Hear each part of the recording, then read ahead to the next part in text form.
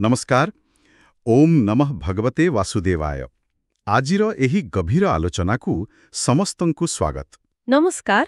आमे आजी जो विषय कथा हबाकू जाउछु ताहा आसीछि श्रीमद् भगवद गीतारू। हाँ, आउ एहा केवल गोटे साधारण श्लोक नुहे। एकदम एहा होछि तृतीय अध्याय माने कर्मयोगर 29तम श्लोक।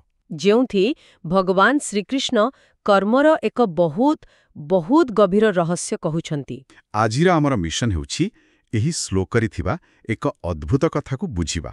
ମାନେ ଯଦି ଜଣେ ଜ୍ଞାନୀ ତେବେ ସେ ତା ଜ୍ଞାନକୁ ସମସ୍ତଙ୍କ ସହ କାହିଁକି ବାଣ୍ଟିବନି? ହଁ, ଏହା ଟିକେ ଉଲ୍ଟା ଲାଗୁଛି ଶୁଣିବାକୁ। ଠିକ୍ କେଉଁ ପରିସ୍ଥିତିରେ ପୁରା ସତ ନ କହିବା ହିଁ ପ୍ରକୃତ ଜ୍ଞାନର ପରିଚୟ ହୋଇଯାଏ?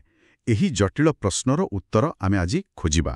ଆଉ ଏହି ଆଲୋଚନାକୁ ଭଲ ଭାବରେ ବୁଝିବାକୁ ହେଲେ ଶେଷ ପର୍ଯ୍ୟନ୍ତ ଶୁଣିବା ନିହାତି ଜରୁରୀ। ହଁ, ଆଉ ଯଦି ଏଭଳି ଜ୍ଞାନ ଆପଣମାନଙ୍କ ଭଲ ଲାଗୁଛି ତେବେ ଆମ ଚ୍ୟାନେଲକୁ ସବସ୍କ୍ରାଇବ୍ କରିବାକୁ ଭୁଲିବା ନାହିଁ। ତେବେ ଚାଲନ୍ତୁ ଆରମ୍ଭ କରିବା। ତେବେ ଚାଲନ୍ତୁ ପ୍ରଥମେ ମୂଳ ଶ୍ଲୋକଟିକୁ ଶୁଣିବା ଗମ୍ଭୀର ଏବଂ ସ୍ପଷ୍ଟ ସ୍ୱରରେ। ପ୍ରକୃତେର୍ଗୁଣସମ୍ମୂଢ଼ା ସଜ୍ଜନ୍ତେ ଗୁଣକର୍ମସୁ ତାନ୍ କୃତ୍ସ୍ନବେଦୋ ମନ୍ଦାନ୍ କୃତ୍ସ୍ନବିଦ୍ନ ବିଚାଲେତ୍। 29। ବହୁତ ସୁନ୍ଦର। ଠିକ୍ ଅଛି, ତେବେ ଚାଲନ୍ତୁ ଏହାକୁ ଟିକେ ଭାଙ୍ଗିକି ବୁଝିବା। ଏହାର ସରଳ ଅର୍ଥ ହେଉଛି ଯେଉଁମାନେ ପ୍ରକୃତିର ଗୁଣ ଦ୍ୱାରା ମୋହିତ ସେମାନେ ନିଜ କର୍ମରେ ପୂରାପୂରି ବାନ୍ଧି ହୋଇଥାନ୍ତି। ହଁ, ଆସକ୍ତ ହୋଇଥାନ୍ତି। ଆଉ ଜଣେ ପୂର୍ଣ୍ଣ ଜ୍ଞାନୀ ବ୍ୟକ୍ତି ଏହିଭଳି ଅଳ୍ପ ଜ୍ଞାନୀ ଲୋକଙ୍କୁ ସେମାନଙ୍କ କର୍ମପଥରୁ ବିଚଳିତ କରିବା ଉଚିତ ନୁହେଁ। ଏଇଟା ଟିକେ ଆଶ୍ଚର୍ଯ୍ୟ ଲାଗୁଛି ନା? ଏହା କେବଳ ଆଶ୍ଚର୍ଯ୍ୟଜନକ ନୁହେଁ, ଏହା କର୍ମଯୋଗର ଏକ ଅତି ସୂକ୍ଷ୍ମ ଆଉ ବ୍ୟବହାରିକ କଥା।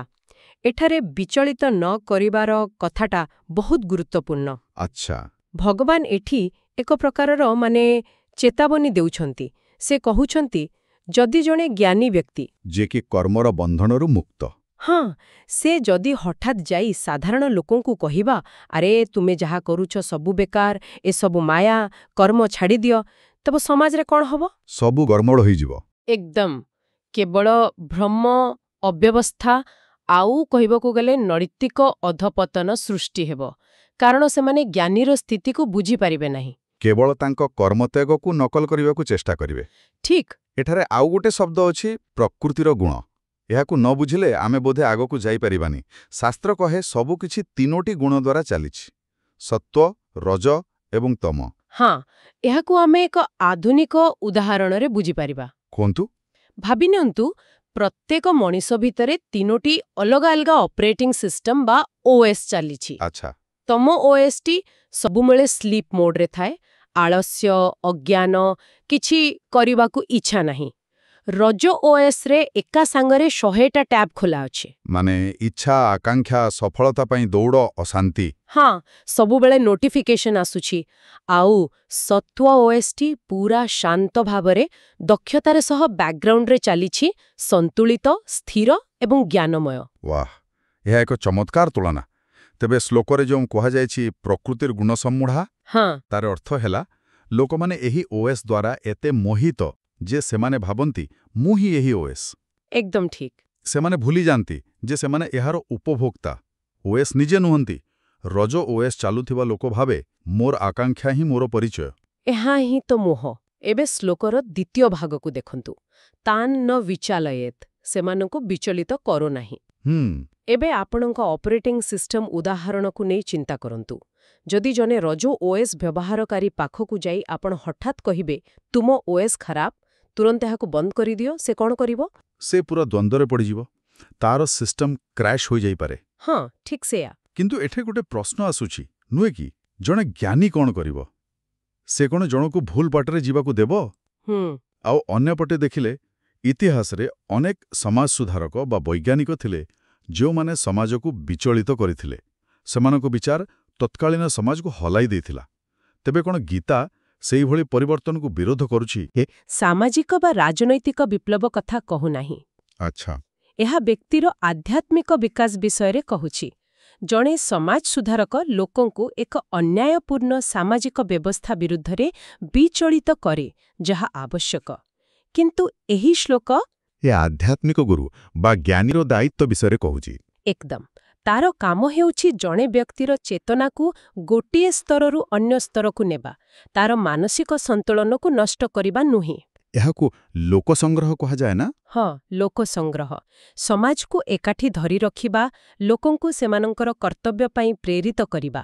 ଅର୍ଥାତ୍ ଏହା ଜ୍ଞାନ ବିଷୟରେ କମ୍, ବରଂ ସେହି ଜ୍ଞାନକୁ କିପରି ସମ୍ବେଦନଶୀଳ ଭାବରେ ପ୍ରୟୋଗ କରାଯିବ ସେ ବିଷୟରେ ଅଧିକ। ଠିକ୍। ଏହା ଜ୍ଞାନ ଅପେକ୍ଷା ଭାବପ୍ରବଣ ବୁଦ୍ଧିମତ୍ତା ବା ଇମୋସନାଲ ଇଣ୍ଟେଲିଜେନ୍ସ କଥା କହୁଛି। ବୋଧହୁଏ ସେଇଥିପାଇଁ ଶ୍ଲୋକରେ ଅକୃତ୍ସ୍ନବିଧ, ଯାହାର ଜ୍ଞାନ ଅପୂର୍ଣ୍ଣ, ଏବଂ ମନ୍ଦାନ, ଯେଉଁମାନେ ଧୀରେ ବୁଝନ୍ତି ଭଳି ଶବ୍ଦ ଅଛି। ଏମାନେ କିଏ? ଏମାନେ କ'ଣ ମୂର୍ଖ ଲୋକ? ନା, ଆଦୌ ନୁହେଁ। ଏହା ବୁଦ୍ଧିମତ୍ତା ବା ଆଇକ୍ୟୁ ବିଷୟରେ ନୁହେଁ। ଗୀତା ଏଠାରେ ଏକ ମନୋବୈଜ୍ଞାନିକ ଜାଲ ବିଷୟରେ କହୁଛି। ଆଚ୍ଛା। ଏହି ଲୋକମାନେ ସେହିମାନେ ଯେଉଁମାନଙ୍କର ସମ୍ପୂର୍ଣ୍ଣ ପରିଚୟ ସେମାନଙ୍କ କର୍ମ ଏବଂ କର୍ମର ଫଳ ସହିତ ଜଡ଼ିତ ହୋଇଯାଇଛି। ସେମାନେ ଏକ ମୁଁ କରେ, ମୁଁ ଚାହେଁ ବା ଆଇ ଡୁ, ଆଇ ୱାଣ୍ଟ ଲୁପ୍ରେ ଫସି ରହିଛନ୍ତି। ସେମାନଙ୍କ ଆତ୍ମସମ୍ମାନ ସେମାନଙ୍କ ସଫଳତା ବା ବିଫଳତା ଉପରେ ନିର୍ଭର କରେ।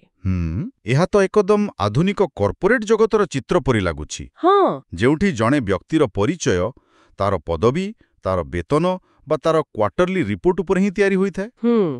ଯଦି ଆପଣ ସେଭଳି ଜଣେ ବ୍ୟକ୍ତିକୁ ଯାଇ କହିବେ ଏସବୁର କୌଣସି ପ୍ରକୃତ ମୂଲ୍ୟ ନାହିଁ, ତେବେ ତାର ସମଗ୍ର ଦୁନିଆ ଭୁଷୁଡ଼ି ପଡ଼ିବ। ଏକଦମ ଠିକ୍ କଥା ଧରିଛନ୍ତି। ତା ପାଖରେ ଛିଡ଼ା ହେବା ପାଇଁ ଅନ୍ୟ କୌଣସି ଭିତ୍ତିଭୂମି ନାହିଁ। ତେଣୁ ଜଣେ ଜ୍ଞାନୀ ତାଙ୍କୁ ସିଧାସଳଖ କର୍ମଫଳ ତ୍ୟାଗ କର କହିବ ନାହିଁ। ତେବେ ସେ କ'ଣ କରିବ? ସେ ତାଙ୍କୁ ତାଙ୍କ କର୍ମକୁ ଆହୁରି ଭଲ ଭାବରେ, ଆହୁରି ନିଷ୍ଠାର ସହ, କିନ୍ତୁ ଫଳାଫଳରେ ଚିନ୍ତା ନ କରି କିପରି କରାଯାଏ ସେହି ବାଟ ଦେଖାଇବ। ମାନେ କର୍ମ ଛାଡ଼ିବାକୁ କହିବନି, ବରଂ କର୍ମ କରିବାର ଦୃଷ୍ଟିକୋଣ ବଦଳାଇବାକୁ ପ୍ରେରିତ କରିବ। ହଁ, ଆଉ ସବୁଠାରୁ ବଡ଼ କଥା ହେଉଛି ଜ୍ଞାନୀ ନିଜେ କର୍ମ କରି ଉଦାହରଣ ସୃଷ୍ଟି କରେ। ଯେପରି ଗୀତାର ପରେ କୁହାଯାଇଛି, ଶ୍ରେଷ୍ଠ ବ୍ୟକ୍ତି ଯାହା ଆଚରଣ କରେ ସାଧାରଣ ଲୋକ ତାକୁ ହିଁ ଅନୁସରଣ କରନ୍ତି। ଏହିସବୁ ଆଲୋଚନା ପ୍ରାଚୀନ ଦର୍ଶନ ପରି ଲାଗୁଛେ, କିନ୍ତୁ ମୋତେ ଲାଗୁଛି ଏହାର ପ୍ରାସଙ୍ଗିକତା ଆଜିର ଦୁନିଆରେ ବହୁତ ବେଶୀ। ଚାଲନ୍ତୁ ଏହାକୁ ଆମ ଦୈନନ୍ଦିନ ଜୀବନର କିଛି କ୍ଷେତ୍ରରେ ପ୍ରୟୋଗ କରି ଦେଖିବା। ନିଶ୍ଚୟ। ଉଦାହରଣ ସ୍ୱରୂପ ନେତୃତ୍ୱ ଏବଂ ପରାମର୍ଶ, ମାନେ ଲିଡରସିପ୍ ଆଣ୍ଡ ମେଣ୍ଟରସିପ୍ କ୍ଷେତ୍ରରେ ଏହା କିପରି କାମ କରିବ? ଏହା ତ ସିଧାସଳଖ ଲାଗୁ ହୁଏ। ଜଣେ ଭଲ ନେତା ବା ମେଣ୍ଟର ସେ ନୁହେଁ ଯେ ନିଜର ସବୁ ଜ୍ଞାନ ଆଣି ଟିମ୍ ଉପରେ ଲଦି ଦିଏ। ସେ ପ୍ରଥମେ ବୁଝିବାକୁ ଚେଷ୍ଟା କରେ ଯେ ତାର ଟିମ୍ ସଦସ୍ୟମାନେ କେଉଁ ସ୍ତରରେ ଅଛନ୍ତି, ସେମାନଙ୍କର ଶକ୍ତି କ'ଣ, ଦୁର୍ବଳତା କ'ଣ। ଆଚ୍ଛା। ଜଣେ ଜୁନିୟର ଡେଭଲପରକୁ ସେ ପ୍ରଥମ ଦିନର ପୁରା ସିଷ୍ଟମର ଆର୍କିଟେକ୍ଚର ଡିଜାଇନ୍ କରିବାକୁ କହିବ ନାହିଁ। ସେ ତାକୁ ଏମିତି ଏକ କାମ ଦେବ ଯାହା ତାର ବର୍ତ୍ତମାନର ଦକ୍ଷତାକୁ ଟିକେ ଚ୍ୟାଲେଞ୍ଜ କରିବ। କିନ୍ତୁ ତାର ଆତ୍ମବିଶ୍ୱାସକୁ ଭାଙ୍ଗିବ ନାହିଁ। ଏକଦମ। ସେ ତାକୁ ବିଚଳିତ କରିବ ନାହିଁ। ଏହା ହିଁ ଜଣେ ଗାଇଡ୍ ଏବଂ ଜଣେ ଡିକ୍ଟେଟର ମଧ୍ୟରେ ଥିବା ପାର୍ଥକ୍ୟ। ଆଉ ପିତାମାତା ଏବଂ ଶିକ୍ଷକମାନଙ୍କ ପାଇଁ ମଧ୍ୟ ଏହା ଏକ ବଡ଼ ଶିକ୍ଷା। ଆମେ ପ୍ରାୟତଃ ଆମ ପିଲାମାନଙ୍କ ଉପରେ ନିଜର ଆଶା ଆକାଂକ୍ଷା ଲଦି ଦେଉ। ହଁ, ଏହା ବହୁତ ହୁଏ। ଜଣେ 5 ବର୍ଷର ପିଲା ଯିଏ କେବଳ ଜାଣିବାକୁ ଚାହୁଁଛି ଯେ ତାକୁ ତାର ଖେଳନା କାହିଁକି ବାଣ୍ଟିବାକୁ ପଡ଼ିବ, ତାକୁ ଆପଣ ଯାଇ ଜୀବନର ଗଭୀର ଦର୍ଶନ ବୁଝାଇ ପାରିବେ ନାହିଁ। ନା, ଆଦୌ ନୁହେଁ। ଆପଣ ତାକୁ ଏକ ସରଳ ନିୟମ ବୁଝାଇବେ, ଯାହା ସେ ତାର ସ୍ତରରେ ବୁଝିପାରିବ। ଏହାକୁ ଶିକ୍ଷା କ୍ଷେତ୍ରରେ ସ୍କାଫୋଲ୍ଡିଂ କୁହାଯାଏ। ସ୍କାଫୋଲ୍ଡିଂ ମାନେ ଛାତ୍ରର ବିକାଶ ପାଇଁ ଏକ ଅସ୍ଥାୟୀ ଢାଞ୍ଚା ପ୍ରଦାନ କରିବା। ଜଣେ ଭଲ ଶିକ୍ଷକ ଜାଣେ ଯେ ତାର ଲକ୍ଷ୍ୟ କେବଳ ତଥ୍ୟ ଦେବା ନୁହେଁ, ବରଂ ଛାତ୍ର ଭିତରେ ଶିଖିବାର କ୍ଷମତାକୁ ବିକଶିତ କରିବା। ଠିକ୍ କହିଲେ। ତାକୁ ତାର କ୍ଷମତା ବାହାରକୁ ଠେଲିଦେଲେ କେବଳ ନିରାଶା ସୃଷ୍ଟି ହେବ। ହଁ, ଆଉ ଯଦି ଆମେ ଏହାକୁ ବ୍ୟକ୍ତିଗତ ବିକାଶ ଦୃଷ୍ଟିରୁ ଦେଖିବା, ତେବେ ଏହାର ଅର୍ଥ ହେଉଛି ଆଧ୍ୟାତ୍ମିକ ଯାତ୍ରା ଏକ ଲାଇଟ୍ ସୁଇଚ୍ ନୁହଁ, ଯାହାକୁ ଆପଣ ହଠାତ୍ ଅନ୍ ବା ଅଫ୍ କରିଦେବେ। ନା, ଏହା ବରଂ ଏକ ଡିମର ସୁଇଚ୍ ପରି। ବାଃ, ଏହା ଏକ ସଠିକ୍ ତୁଳନା, ଯେଉଁଥିରେ ଆପଣ ଧୀରେ ଧୀରେ ଆଲୋକ ବଢ଼ାନ୍ତି। ଆଉ ଏଇ ଶ୍ଲୋକ ଆମକୁ ସେଇ ଡିମର ସୁଇଚ୍କୁ ଅନ୍ୟ କାହା ପାଇଁ ଜବରଦସ୍ତି ବଢ଼ାଇବାକୁ ମନା କରୁଛି। ଏମିତି କଲେ ସେମାନଙ୍କର ସିଷ୍ଟମ ସର୍ଟ ସର୍କିଟ ହୋଇଯାଇପାରେ। ହଁ, ଜଣେ ଜ୍ଞାନୀ ବ୍ୟକ୍ତିର କାମ ହେଉଛି କେବଳ ଦେଖାଇବା ଯେ ଡିମର ସୁଇଚ୍ଟି କେଉଁଠି ଅଛି, ଆଉ ତାକୁ ନିଜ ଗତିରେ ବଢ଼ାଇବା ପାଇଁ ପ୍ରୋତ୍ସାହିତ କରିବା।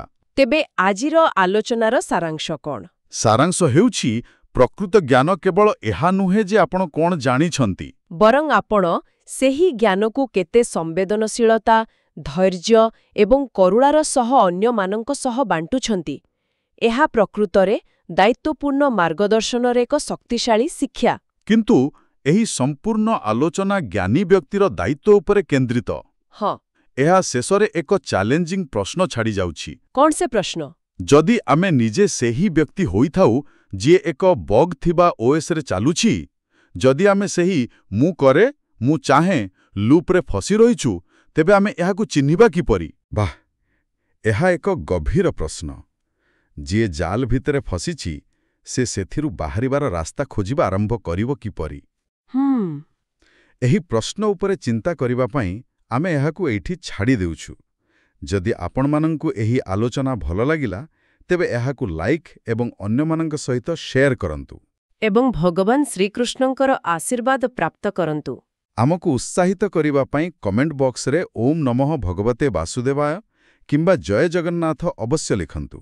ଏହି ଜ୍ଞାନର ଯାତ୍ରାକୁ ଜାରି ରଖିବା ପାଇଁ ଆମ ସହିତ ଯୋଡ଼ି ହୋଇ ରୁହନ୍ତୁ। ଆଜି ପାଇଁ ଏଠିକି। ନମସ୍କାର। ନମସ୍କାର। ଆପଣ ଶୁଣୁଛନ୍ତି ରେଡିଓ ତୋଷାଳୀ, ଆମ ମାଟିର ସ୍ୱର।